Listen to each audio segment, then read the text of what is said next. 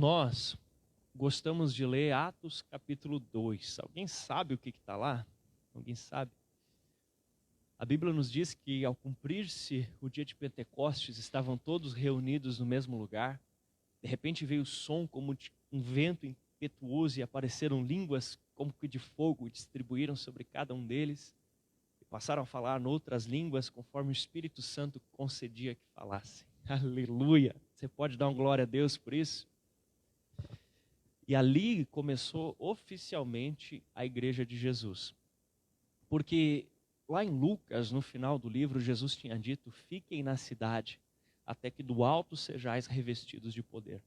Jesus tinha pedido para eles aguardarem o momento certo, para no momento certo eles começarem a igreja. E qual foi esse momento certo? O momento certo para começar a igreja foi quando eles receberam esse poder do alto. E essa igreja, então, que começa naqueles dias, ela é conhecida como igreja primitiva, como a igreja dos primeiros dias, a igreja que começou, a igreja primitiva. E nós temos que concordar que essa igreja dos primeiros dias, ela era uma igreja fantástica. Quando você lê o livro, alguém já leu o livro de Atos dos Apóstolos? Olha só, glória a Deus. Quando você lê o livro de Atos dos Apóstolos, é inquestionável que a igreja ali havia um forte mover de Deus. Havia um agir do Senhor, muitas pessoas eram salvas, uma doutrina clara da palavra era anunciada, pessoas eram batizadas nas águas, sinais e maravilhas aconteciam, não é maravilhoso? E quando nós começamos a estudar o livro de Apocalipse, nós começamos a ver a respeito da história da igreja também. E estudando o livro de Apocalipse, a impressão que nós temos é a seguinte: que a igreja de Jesus, ela começa com tudo, maravilhosa, gloriosa, santa, poderosa, e depois ela vai indo no caminho de um declínio. E ela chega num ponto onde as pessoas mal e mal oravam, mal e mal buscavam, a coisa não tinha mais as células, não tinha mais um batismo no Espírito Santo, raramente essas coisas aconteciam, chega e depois ela começa a voltar de novo, ela começa a ser restaurada, começa a ter de novo culto nas casas, começa de novo a ter mover dos dons do Espírito e ela começa a ser restaurada. E tudo indica, queridos, estudando esse livro de Apocalipse, que a igreja de Jesus dos últimos dias, a igreja que antecede a volta de Jesus, ela é uma igreja tal qual a igreja primitiva e é talvez até ainda mais poderosa. Amém? Aleluia, glória a Deus. Você já pensou o que é isso?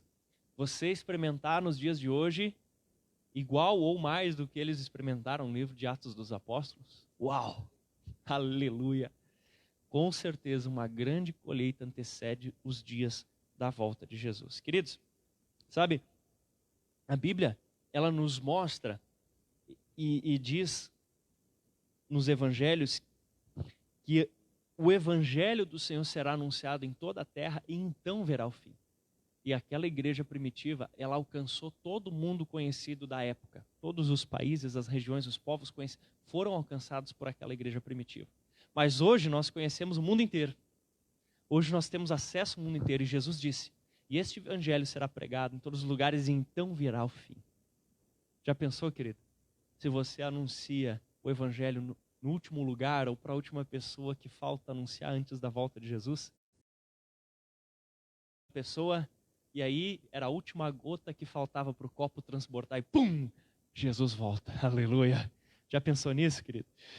Então, aquela igreja primitiva, dizem que ela chegou a alcançar a da cidade de Jerusalém. Ela conseguiu evangelizar. Você tem ideia o que é isso? Já pensou? Já pensou? Caxias do Sul tem mais de 500 mil habitantes. Já pensou mais de 250 mil convertidos nesse lugar? Aleluia! Vamos ver como é que é essa igreja. Abra sua Bíblia em Atos capítulo 2, se não o fez ainda. Você que está em casa, querido, nós estamos com saudade de você, amamos você, você é muito especial para nós. Amém? Atos 2, 42 e 43. Como era então essa igreja? Se essa igreja nascente ela era tão fantástica, tão maravilhosa, então como que era essa igreja? Vamos tentar entender, conhecer como que era essa igreja. Atos 2, 42 e 43. E perseveravam na doutrina dos apóstolos, e na comunhão, no partir do pão e nas orações. Em cada alma havia temor e muitos prodígios e sinais eram feitos por intermédio dos apóstolos. Vamos ler de novo? E perseveravam na doutrina dos apóstolos, na comunhão, no partir do pão e nas orações. Em cada alma havia temor e muitos prodígios e sinais eram feitos por intermédio dos apóstolos. Primeira coisa, queridos, perseveravam. Claro que aqui está falando, né, a respeito de perseveravam na doutrina, mas a gente sabe que eles perseveravam em tudo. Diga comigo, perseverança. A igreja primitiva era uma igreja perseverante. Queridos, o império estava contra a igreja no começo. O império estava contra a igreja primitiva. A ponto de que eles pegavam alguns cristãos, colocavam no Coliseu para serem devorados por feras. Entende isso? O governo estava contra os cristãos quando a igreja começou. Eles eram perseguidos.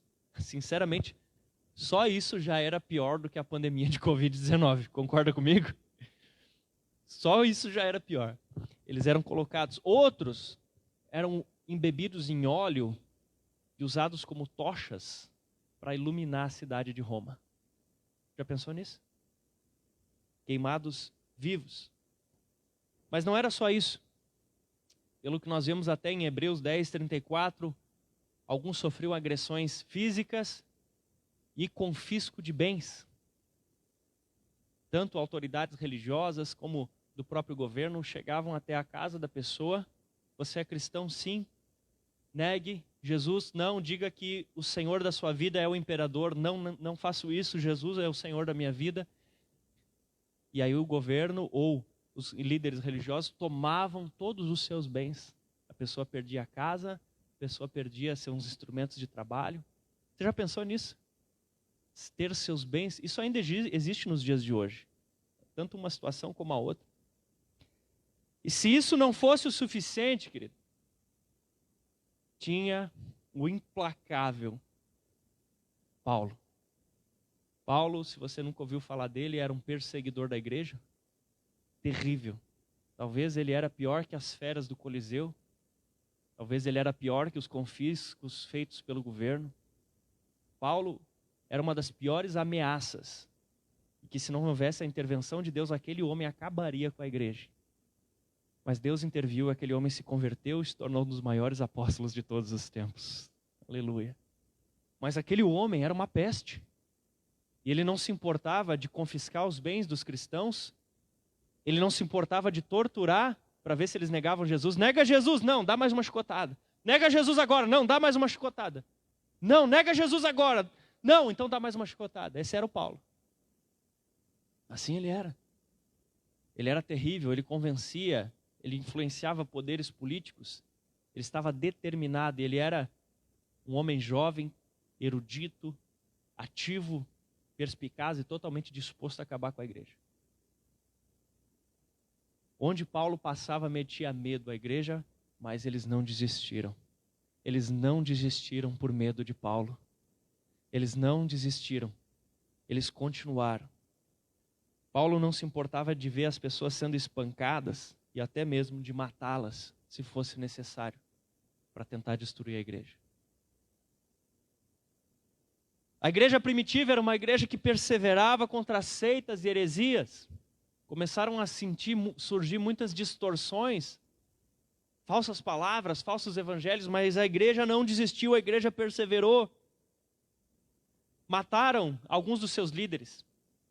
Lá atrás já cortaram a cabeça de João Batista, penduraram Jesus numa cruz.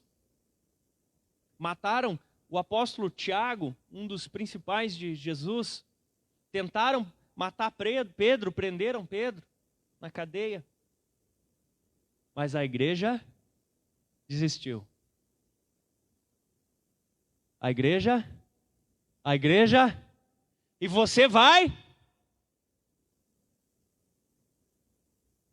O que a igreja primitiva faria durante uma pandemia dessa? Eles iam perseverar, você não acha? Eles iam perseverar. Eles não iam desistir, querido, e você também não vai desistir. E se você estava desistindo, reerga-se hoje. Amém? Acelere. Acelere, acelere. Depois mataram Estevão, apedrejaram Estevão. Estevão disse: Pai, perdoa-lhes, eles não sabem o que fazem, e mataram ele. E um dos que estavam ali assistindo e concordando com a morte de Estevão era esse Paulo. Depois que mataram Estevão, a igreja se dispersou porque as pessoas começaram a fugir para não morrer. Não fugir de desistir da sua fé, não isso.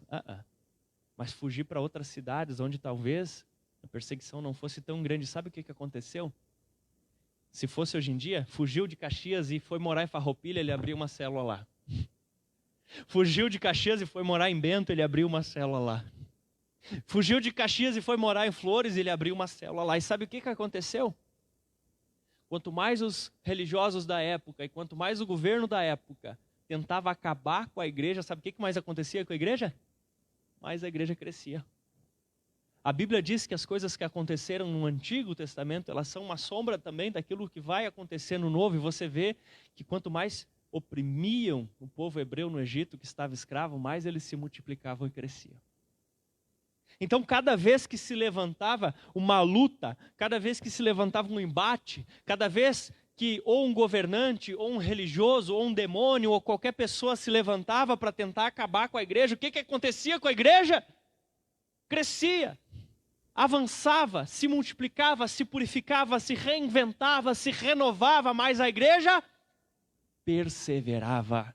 E você tem esse DNA também, amém? Você é perseverante. O medo se levantou contra você, mas você não vai se entregar, amém? Você vai perseverar. O desânimo se levantou contra você, tanto emocional como demônios mesmo tentando te desanimar, mas você vai perseverar, você não vai se entregar, amém? Sabe, talvez você se cansou desse negócio de máscara, de álcool, de distanciamento, talvez isso está mexendo com as suas emoções, mas você vai vencer isso, você vai perseverar, porque o Espírito do Santo Deus está dentro de você. O mesmo Espírito que estava dentro de Daniel quando foi jogado na cova dos leões, ou dos seus amigos quando foram jogados na fornalha ardente, você vai perseverar, aleluia. Oh, glória a Deus, aleluia. Eles reagiram com perseverança, você também vai. Amém. Aleluia. Onde estão os perseverantes? Uma das coisas que eles perseveravam, queridos, era na doutrina dos apóstolos.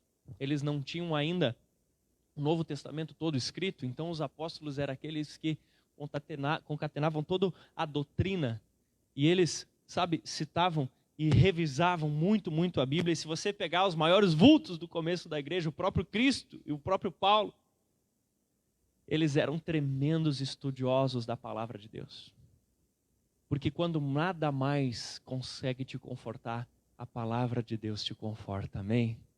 Quando nada mais consegue te consolar, a palavra de Deus te conforta, te consola. Quando você não encontra explicação para uma situação, a palavra de Deus, ela te traz explicação, amém? Nos momentos mais difíceis na minha vida, onde eu não tinha força nem conseguia orar, eu começava a ler a palavra de Deus. E a palavra de Deus reacendia a chama dentro do meu coração. Porque estudar a palavra de Deus é como conversar com o próprio Jesus Cristo. Aleluia!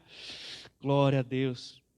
E se você pegasse Jesus e ouvisse uma mensagem dele, o que você encontra? Ele ficava o tempo todo citando o Antigo Testamento.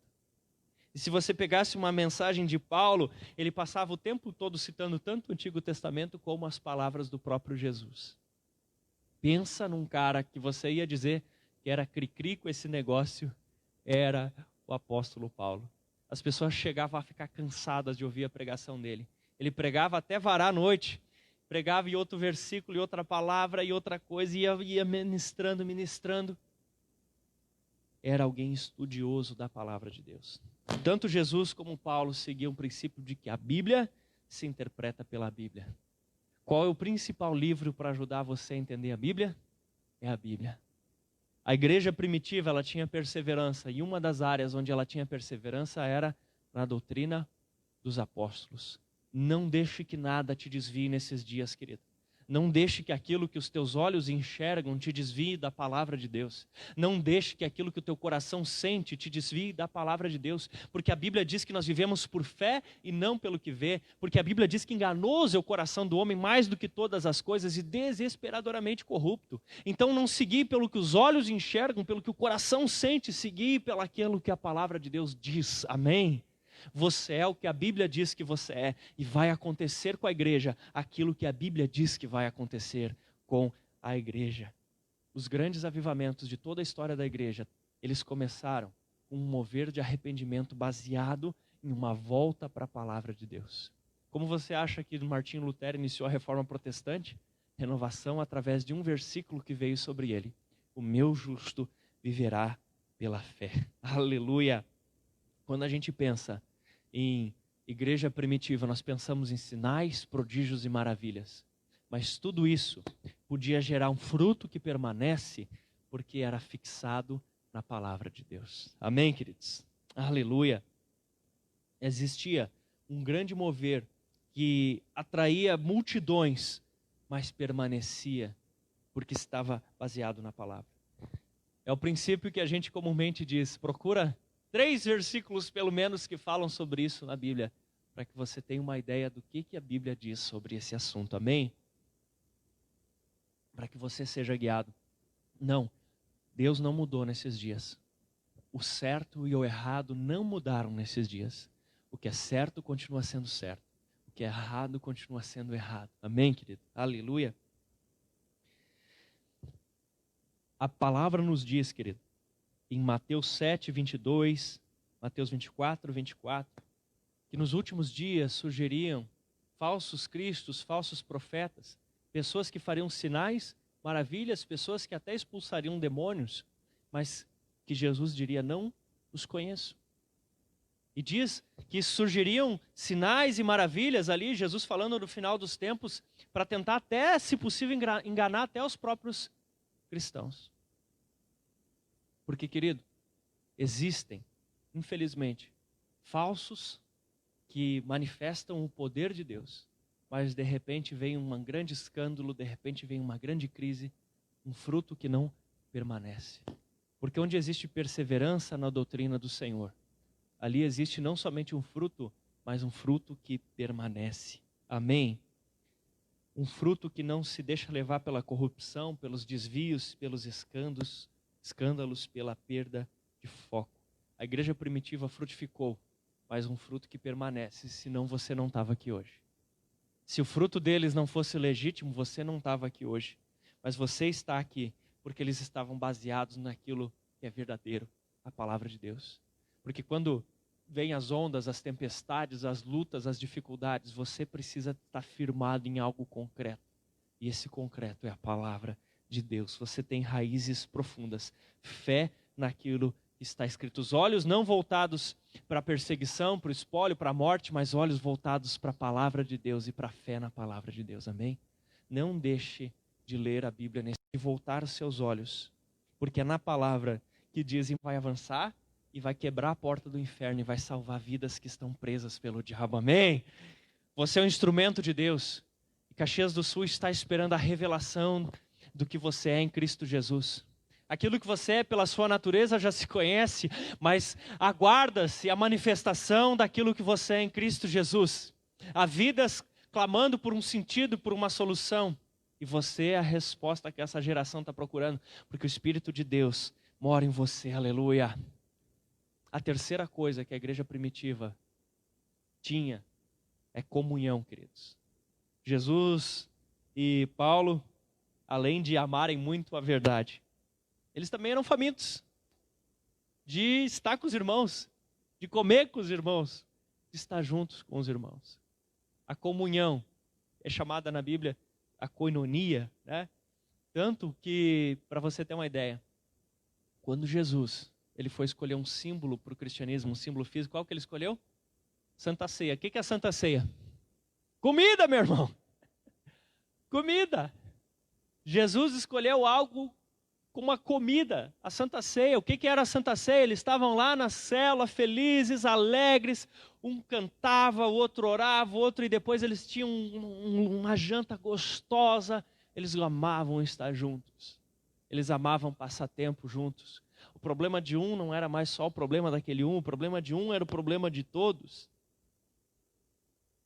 E a vitória de um era a vitória de todos. Como diz o pastor Carlitos Paz, igreja não é um lugar para ir, é uma família para pertencer, amém? E eu olho aqui para vocês e eu vejo uma grande família. Eu vejo aqui tantas pessoas preciosas, tantos irmãos queridos, tantas pessoas com quem eu tenho aprendido tanto, tantas pessoas que têm tornado a minha vida melhor. Nós somos uma família. Você pode olhar para o lado, olha para a tua família aí. Grita para alguém aí, você é minha família. Nós somos parte do mesmo corpo. A igreja primitiva, querido, a igreja primitiva, ela era uma grande família.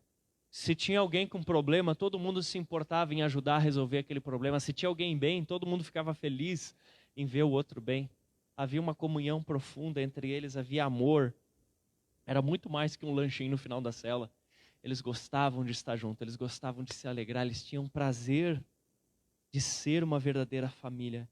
Eles oravam uns pelos outros, além de tudo, porque quando o outro recebia uma bênção, era como se fosse a própria bênção dele.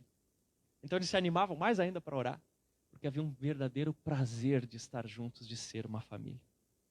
Quarta coisa, queridos, que eles também faziam juntos, o partir do pão, diz ali o texto. O partir do pão. E aqui, tanto na questão da Santa Ceia, mas quero dizer também no quesito da ação social, eu tenho visto isso no meio de vocês e eu me alegro tanto de ver. E quando quebra o telhado de um, vai uns quantos lá ajudar, quando o outro se muda, o outro ajuda, quando está precisando de alguma coisa, está precisando, sei lá, de um forno, o outro vai lá e arruma. Glória a Deus. Essa era uma característica da igreja primitiva. Eles tinham as coisas em comum, eles ajudavam uns aos outros e assim eles fortaleciam. E isso tem impactado vidas. Eu tenho ouvido falar de pessoas que têm ficado impactadas de como nós ajudamos uns aos outros. Eu ouvi falar essa semana ainda, gente dizendo que ver isso, querido, e assim esse é o nosso estilo de vida, amém? De partir o pão, de estarmos juntos. A quinta coisa que a igreja primitiva ela tinha, que era uma característica, diz ali que eles perseveravam e fala uma das coisas, nas orações. Nas orações. O próprio capítulo 2 mostra que eles estavam reunidos no começo ali fazendo o quê? Orando. Estavam todos reunidos em oração. Isso fala tanto da sua vida de intimidade, de oração com Deus, mas fala também da sua oração particular, quando você tira seu tempo sozinho com Deus. Eu sei que alguns de vocês pensavam assim, agora quando eu tiver com essa história de pandemia, eu vou ficar em casa e 1 hora vai ser pouco para o tempo que eu vou tirar com Deus, eu vou passar 4 horas por dia orando, e quando você teve lá no começo, aqueles, sei lá, para alguns foi 1 semana, outros 15 dias, totalmente trancado dentro de casa, você fez? Eu vou te dizer que talvez a maioria, se não todos, não. É ou não é? Estou errado? Parecia. Mas deixa eu te dizer, querido, constrói essa história com Deus. Não fique esperando o dia que você vai ter bandeira vermelha, preta, sei lá o que é. Não fique esperando isso. Lembra daquilo que você aprendeu lá no começo. E eu te diziam assim, vai aumentando o seu tempo de oração. Ora 15 minutos, ora, daqui a pouco alguém te disse assim, tira pelo menos 1 hora com Deus. Alguém já te disse isso? Tira pelo menos 1 hora com Deus. Ei, você já não fazia isso outra época? Porque parou. Não é por causa de pandemia teve que fechar a loja, teve que fechar não sei o que, teve que não sei o que parar de funcionar, parar a aula, que você tenha que parar de ter intimidade. Vai para o teu lugar secreto. Diga para a pessoa do lado, vai para o teu lugar secreto. Um dos grandes segredos da igreja primitiva é que eles tinham uma vida de oração, meu irmão. Oração, eles oravam, eles buscavam a Deus, e parte dessa oração que eles faziam em casa, eles tiravam muito tempo em casa para orar em línguas. Tem gente que pensa que isso é só para orar no culto. Na verdade, a língua principal, o fundamento dela é para edificação pessoal. Então, não que você não possa usar de outras maneiras, mas o lugar principal da oração em línguas é quando você está sozinho com Deus. Aquele é o lugar principal dela. É ou não é? Quanto tempo faz que você não ora em línguas no seu lugar secreto? Quanto tempo faz que você não tira um tempo para ficar lá orando em línguas ao Senhor? Oração, queridos. A igreja primitiva era uma igreja que orava, tanto no particular como no coletivo. Vira e mexe, estava 2 irmãos juntos, eles davam um jeito de acabar orando. Sabe, eu até acho que a gente está até parecido, porque se você vai prestar atenção e ler Atos, você vai ver que vira e mexe, eles estavam orando e comendo.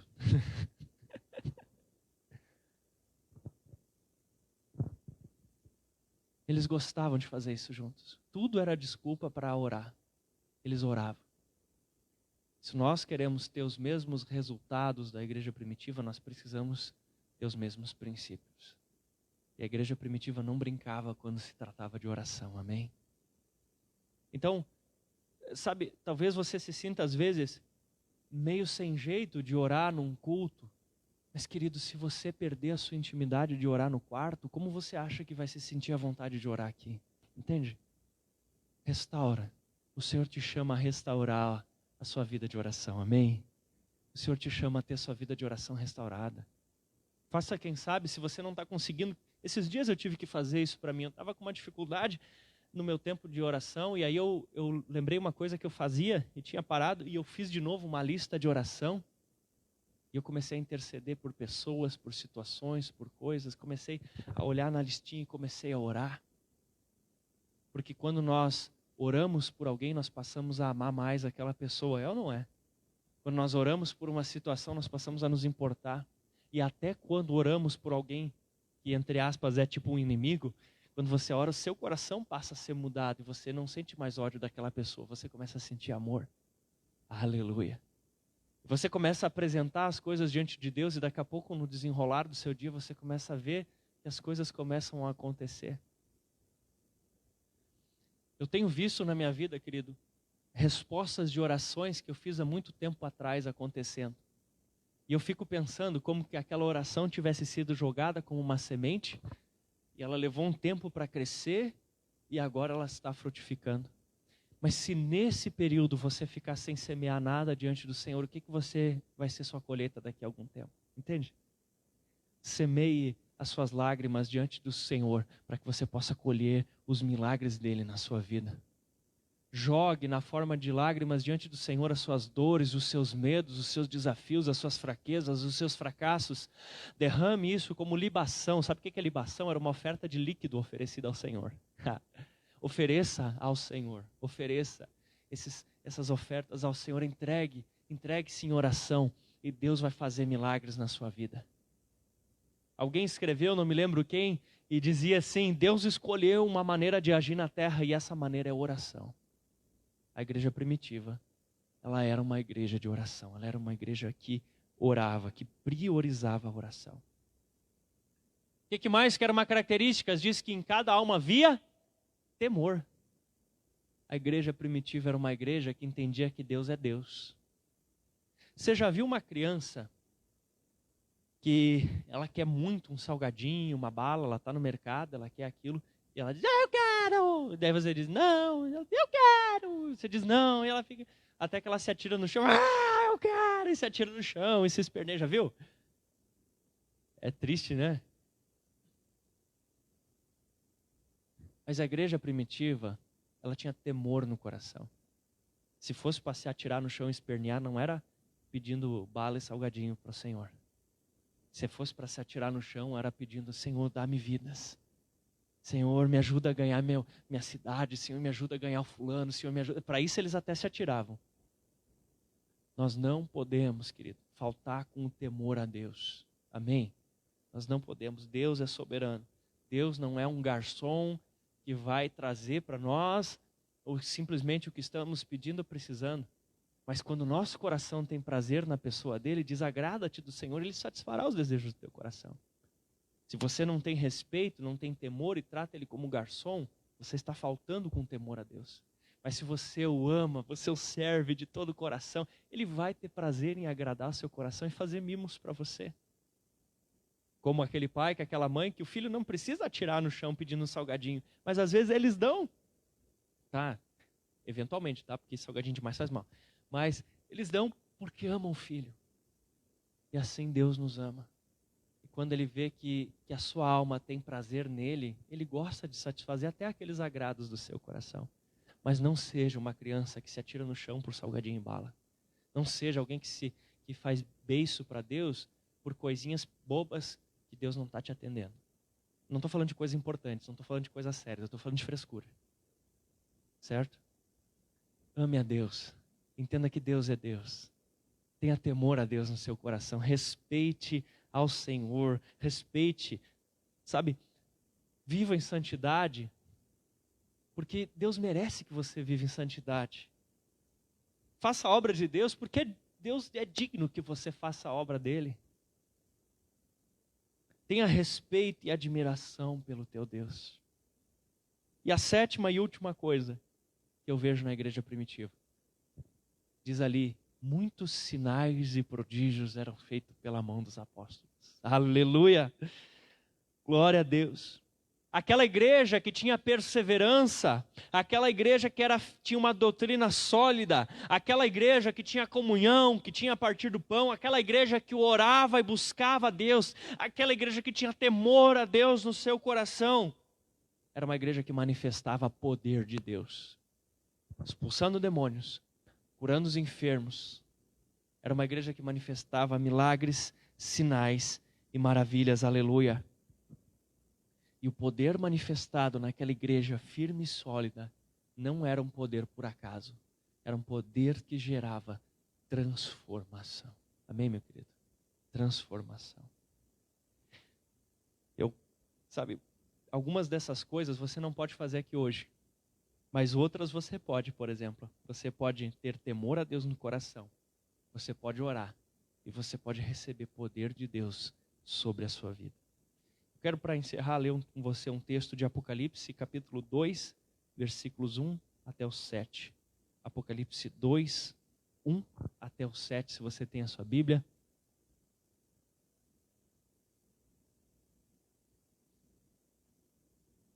Apocalipse 2, do 1 até o 7.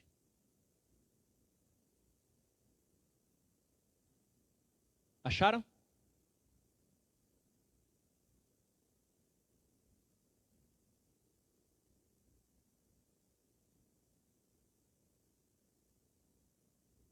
Existe ali uma linguagem de símbolos, né? Fala do anjo ali, se referia ao pastor daquela igreja, as estrelas na mão direita, os candelabros, enfim. Ao anjo da igreja de Éfeso escreva: essas são as palavras daquele que tem as 7 estrelas em sua mão direita e anda entre os 7 candeeiros de ouro. Conheço as suas obras, o seu trabalho árduo e a sua perseverança. Sei que você não pode tolerar homens maus e que pôs à prova os que dizem ser apóstolos, mas não são, e descobriu que eram impostores. Você tem perseverado e suportado sofrimentos por causa do meu nome e não tem desfalecido. Olha isso, queridos. Conheço as suas obras. Isso vale para nós também. O Senhor conhece o que temos feito, o que temos deixado de fazer. Diz ali o teu trabalho árduo, o teu esforço, o Senhor conhece. O Senhor conhece o que você faz para Ele. O Senhor conhece o que você tem se esforçado, o que você tem feito, o que você tem lutado. O Senhor conhece. O Senhor conhece as áreas que você tem perseverado. Mas Ele diz ali: contra você, porém, eu tenho isso. Você abandonou o seu primeiro amor. Lembre-se de onde você caiu. Arrependa-se e pratique as obras que praticava no princípio. Se não se arrepender, eu virei a você, tirarei o seu candelabro do seu lugar. Mas há uma coisa a seu favor: você odeia a prática dos nicolaítas, a qual eu também odeio. Aquele que tem ouvidos, ouça o que o Espírito diz às igrejas. Ao vencedor, darei o direito de comer da árvore da vida, que está no paraíso de Deus. Quero convidar os irmãos do Ministério de Louvor. Olha só que interessante. Ao vencedor. Ao vencedor. A palavra é ao vencedor. palavra é o perseverante. O diabo não respeita nada e nem ninguém. E ele se aproveitou dessa situação de pandemia mundial para tentar fazer você cair do seu primeiro amor. Ele tem tentado se aproveitar dessas situações que de repente trazem